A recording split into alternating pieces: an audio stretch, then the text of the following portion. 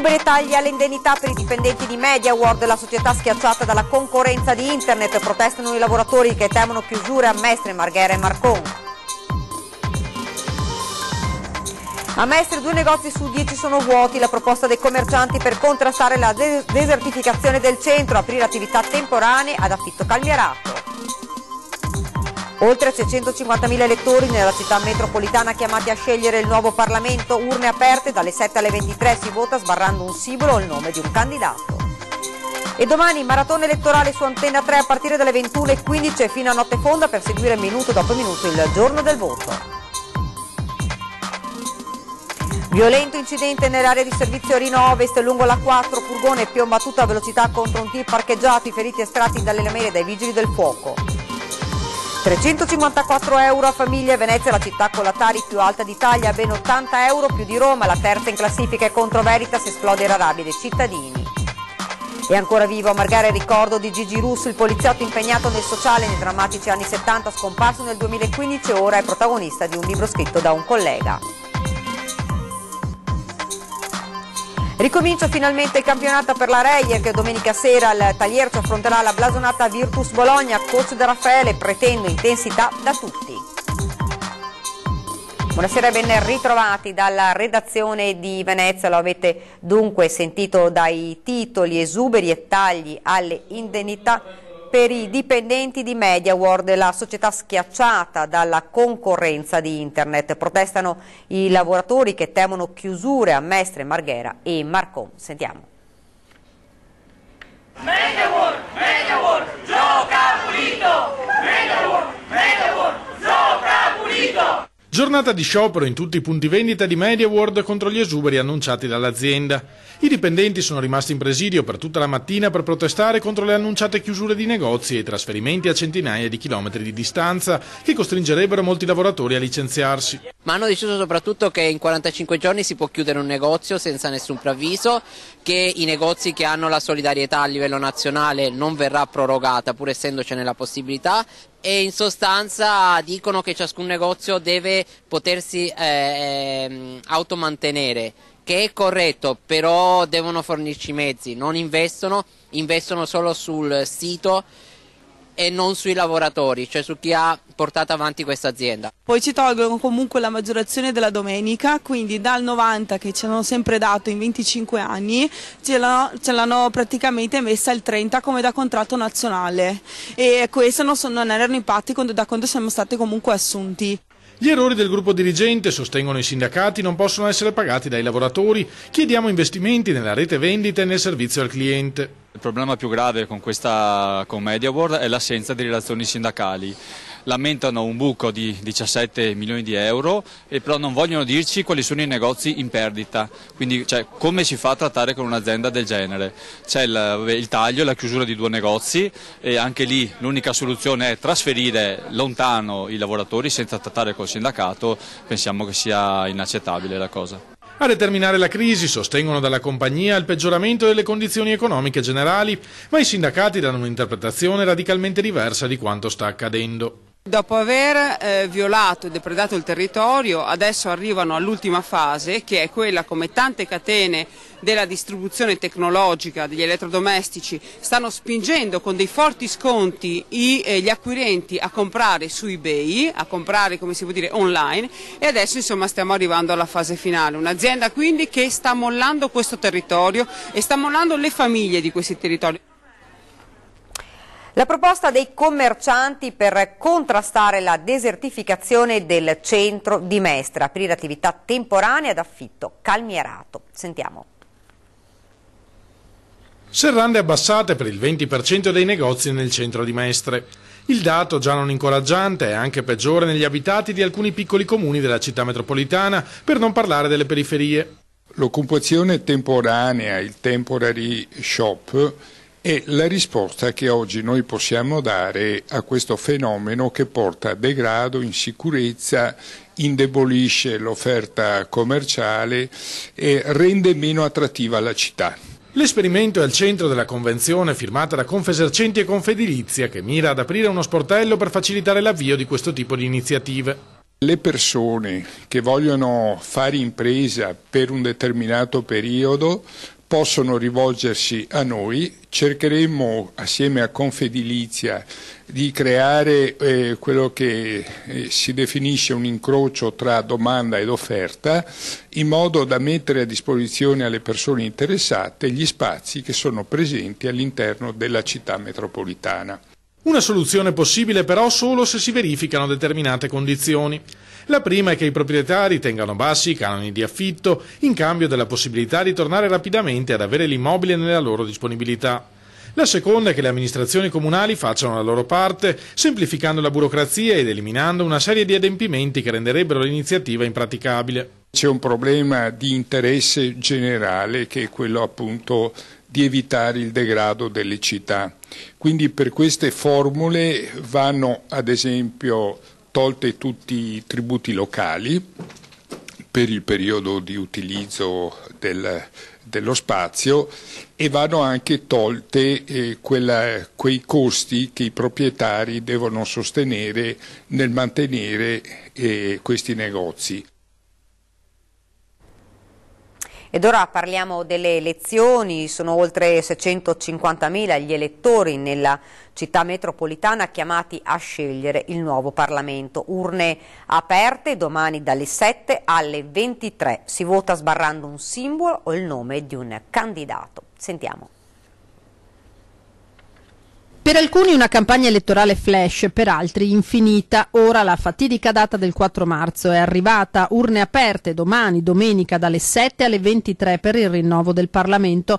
Riceveranno la scheda rosa per la Camera tutti gli elettori, mentre quella gialla per il Senato sarà consegnata solo ai maggiori di 25 anni.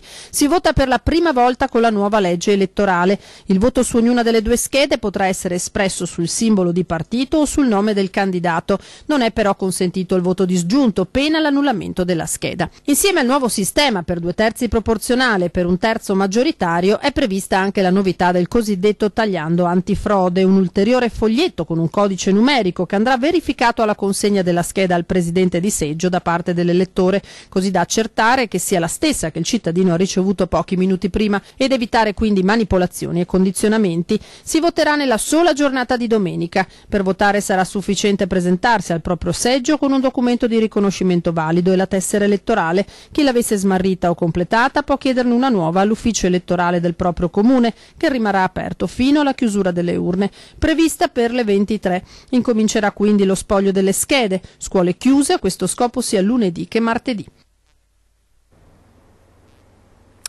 E domani sera speciale ring dedicato alle elezioni con una lunga diretta che partirà alle 21:15.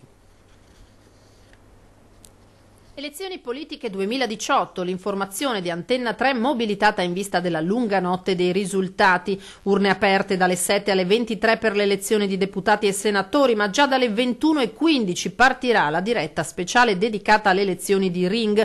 In studio con Ferdinando Abarino, ospiti e opinionisti per fare il punto sulla giornata del voto e sui dati dell'affluenza alle urne in Veneto e a livello nazionale. Dalla chiusura dei seggi domani sera alle 23, quando partirà lo spoglio delle schede, via i collegamenti esterni con i protagonisti della sfida elettorale, i primi commenti e soprattutto i primi risultati che seguiremo ora dopo ora dalle principali città del Veneto e dalle sedi dei partiti. Dopo la lunga cavalcata compiuta fin qui in preparazione dell'appuntamento col voto, domani i veneti e italiani si esprimeranno e dalla tarda serata già sarà disponibile un primo spaccato del nuovo Parlamento uscito dalla consultazione elettorale. Appuntamento con speciale ring dunque domani sera dalle 21:15 su Antenna 3. Siamo alla cronaca, stava correndo su e giù all'interno del vagone di un treno in arrivo a Treviso, urlando frasi sconnesse ai viaggiatori e minacciando il capotreno che gli chiedeva il biglietto.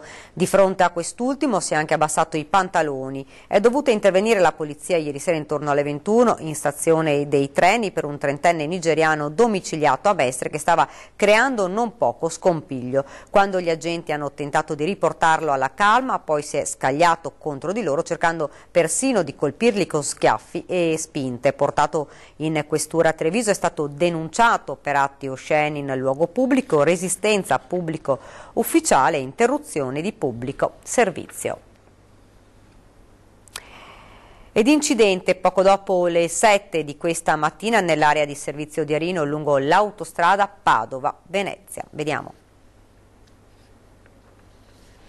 Un incidente ha coinvolto un tir e un furgone all'interno dell'area di servizio di Arino Ovest sulla A4 in direzione Padova. 3 i feriti di nazionalità rumena a bordo di un furgone che ha tamponato violentemente un tir in sosta. Personale di SUEM 118, Polstrade e Vigili del Fuoco ha estratto i feriti che non sono in pericolo di vita dal furgone che era finito sotto il mezzo pesante. Sul posto è intervenuto anche il personale di CAV che ha in gestione il tratto autostradale per la messa in sicurezza e la segnalazione del pericolo ai veicoli in entrata nella stazione di servizio. Nessun disagio al traffico in autostrada.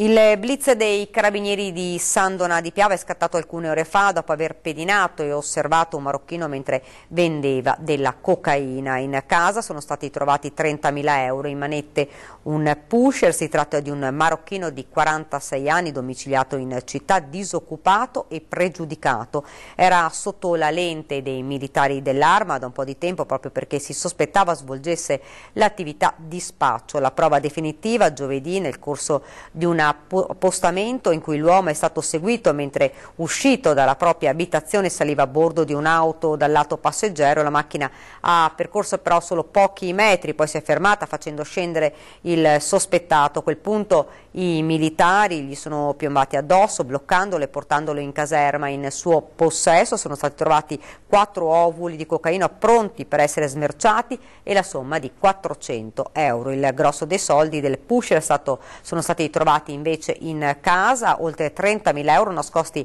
all'interno di un cassetto. I soldi ovviamente ritenuti provento del commercio illecito sono stati sequestrati dai carabinieri.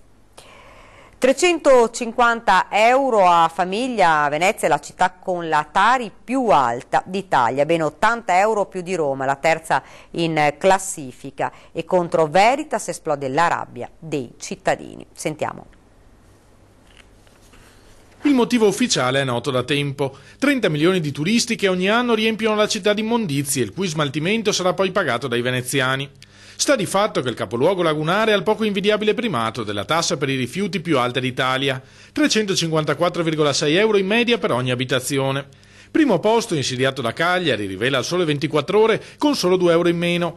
Ma a Roma, la terza classificata, si pagano solo 270 euro e anche lì certo non mancano i turisti. Le cause di questa differenza restano quindi avvolte nel mistero e i cittadini sono i primi a chiedersi il perché. E penso che sono mangioni. Effettivamente si paga tantissimo, perché io pago più di 70 euro ogni 3 mesi praticamente. Si potrebbe fare di più, di meglio, specialmente se la gente fosse più educata ed evitare di gettare via immondizie in fianco ai cassonetti, non fare differenziata così. Però potrebbe essere gestita meglio, penso. È cara. Come la vedo? Spero che cambia. Se cambia andiamo bene, se non cambia andiamo male. Vedo che c'è una vergogna. C'è una vergogna perché non riusciamo più a mettere a posto questa situazione.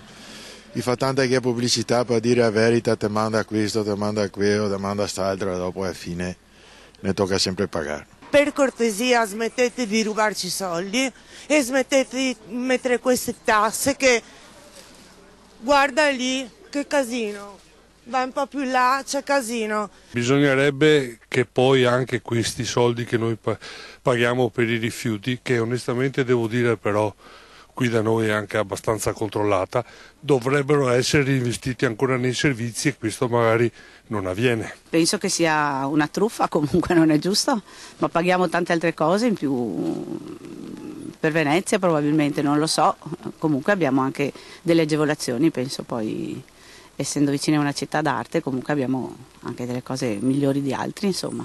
Non è questione di giusto o no. Il discorso è che in ogni caso se al comune servono soldi se li prendono lo stesso, rifiuti o non rifiuti. Il coperchio di un tombino è stato prelevato dalla strada e lanciato con forza contro una fermata dell'autobus ACTV, mandando il vetro della pensilina completamente in frantumi. È lo scenario in cui si è imbattuta una guardia giurata del servizio di vigilanza privata Rangers mentre transitava nella centrale via Vittoria a Mirano nella notte tra venerdì e sabato. La scoperta verso mezzanotte e mezza, è difficile non notare quel disastro con vetri sparsi ovunque, oltre la carreggiata, il marciapiede, la panchina e la stradina retrostante la fermata. Subito il vigilante ovviamente ha avvertito la centrale operativa, che a sua volta lo ha messo in contatto con la stazione locale dei Carabinieri. Gli uomini dell'Arma sono arrivati nel luogo e poi hanno segnalato la vicenda e chiesto l'intervento ai vigili del fuoco. I pompieri hanno messo in sicurezza l'area per evitare che qualcuno si potesse fare male. Avviate ovviamente le indagini per risalire ai vandali. Ed ora ci fermiamo per una piccola pausa pubblicitaria, rimanete con noi.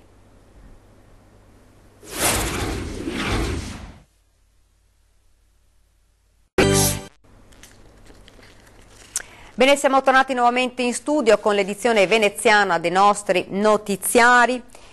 Ed ora una notizia di cronaca: un sistema di falsi rapporti di lavoro stipulati per ottenere o rinnovare il permesso di soggiorno e di finti matrimoni celebrati allo stesso scopo tra cittadini stranieri e donne comunitarie è stato portato alla luce da una vasta operazione della Polizia di Stato di Udine, che si è chiusa proprio in questi giorni con 72 denunce, per lo più a carico di cittadini nigeriani. Le indagini condotte dalla squadra mobile ovviamente di Udine, coordinate dal pubblico ministero, erano partite nel 2015 ed hanno interessato 4 filoni investigativi che hanno interessato poi le procure di Udine, Pordenone, Venezia, Treviso, Belluno e Padova.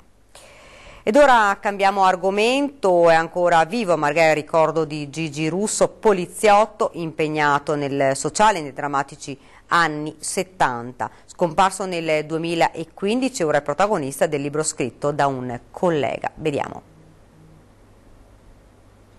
L'epopea di Luigi Russo, indimenticato poliziotto impegnato nel sociale negli anni più difficili della storia di Marghera, rivive nel romanzo scritto dal suo allievo Paolo Citran, oggi capo della squadra mobile veneziana, che ha voluto omaggiare così una figura rimasta nel cuore di tutta la città. Luigi Russo faceva capire che le cose non devono essere fatte, ma non devono essere fatte non perché la legge non lo vuole, ma perché è il presupposto per crescere in una società, per diventare grandi, avendo rispetto altrui e soprattutto capendo che certi errori poi si pagano. Tra le ombre di Marghera restituisce un ritratto fedele di Luigi Russo, scomparso nel 2015 all'età di 73 anni. Per me è stato come un secondo padre, racconta l'autore, fin dal nostro primo incontro, quando avevo solo 15 anni, andai a recuperare il motorino che mi avevano rubato. In un contesto sociale qual era quello di Marghera, dove lui ha lavorato anche in anni 70-80 caratterizzati dal terrorismo, da situazioni sicuramente occupazionali difficili, sempre un approccio che richiamava al senso di responsabilità e coinvolgeva anche a sua volta la persona che aveva di fronte, che comunque era una persona che se anche aveva sbagliato alla stessa non andava mai negato l'aspetto appunto di essere umano e quindi la dignità di persona, di uomo. Da insegnante mi piacerebbe che questo libro fosse proposto come lettura nelle scuole, propone la vedova di Russo, Elena Semeraro, per far capire ai ragazzi che dentro la divisa c'è sempre e comunque un uomo. E questa è la lezione più importante lasciata da mio marito. Cominciare a vedere nel poliziotto non il punitore di chi non rispetta le regole, ma anche l'uomo pronto ad accogliere ogni disagio, pronto in ogni situazione di assicurare la incolumità, non quella individuale ma quella della collettività. Siamo ora allo sport, comincia la fase finale del campionato per le Orogranate, ai quali coach De Raffaele chiede di dare tutto per non perdere la vetta e arrivare carichi ai play-off. Ricomincia finalmente il campionato per la Reyer, che domenica sera al Taliercio affronterà la blasonata Virtus Bologna. Abbiamo passato una settimana di buon lavoro, tranquillizza coach De Raffaele, al di là delle assenze forzate di Peric e Biliga. Devo dire che il gruppo ha lavorato con grande intensità e ci è servito, al di là di rifiatare, soprattutto per sistemare e pulire alcune cose tecniche e inserire un po' di più Austin all'interno della squadra. Ora la nostra condizione deve alzarsi a prescindere dagli avversari, avverte il coach. La pretendo da tutti i giocatori perché dobbiamo raggiungere un'identità importante che prima di tutto consenta a noi di non avere cali e poi eventualmente di approfittare di quelli altrui. Arriva Bologna, che è una squadra di grande qualità, con tante individualità importanti, ma è proprio una squadra solida, con tanti giocatori che possono fare la differenza. Sta disputando una buona stagione. Una squadra che certamente è improntata sugli italiani, ma dove comunque la componente tra virgolette straniera è una componente di altissimo livello. Dopo il successo al cardiopalma dell'andata, finita 88-87 in favore degli Orogranata, De Raffaele chiede ai suoi di dare tutto per non perdere la vetta della classifica, attualmente condivisa con Avellino e Milano. Mi aspetto una partita giocata abbastanza a viso aperto e quindi dovremo essere bravi, secondo me, a capire quali saranno durante la partita i momenti più delicati per riuscire a controllare, capire il ritmo e cercare di non far prendere fiducia a Bologna, che in campo aperto e in situazioni di 1 contro 1, avendo, ripeto, giocatori di grande talento, possono fare molto male.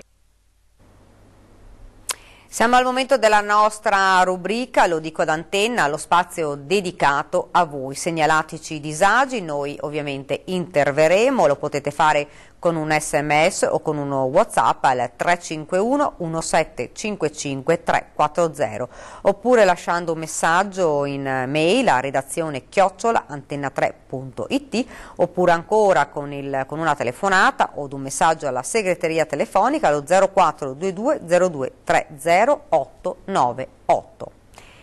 E questa era la nostra ultima notizia. Io vi lascio come di consueto alle nostre previsioni del tempo. Grazie davvero per averci seguito e buona serata.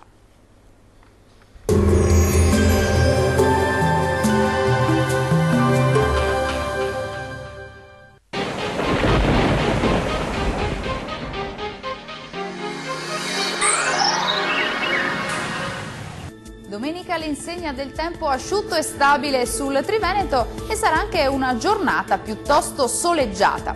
Vediamo la situazione nel dettaglio. Sul Veneto locali foschie e nubi basse sulle pianure meridionali, ampio soleggiamento altrove con cielo poco o parzialmente nuvoloso.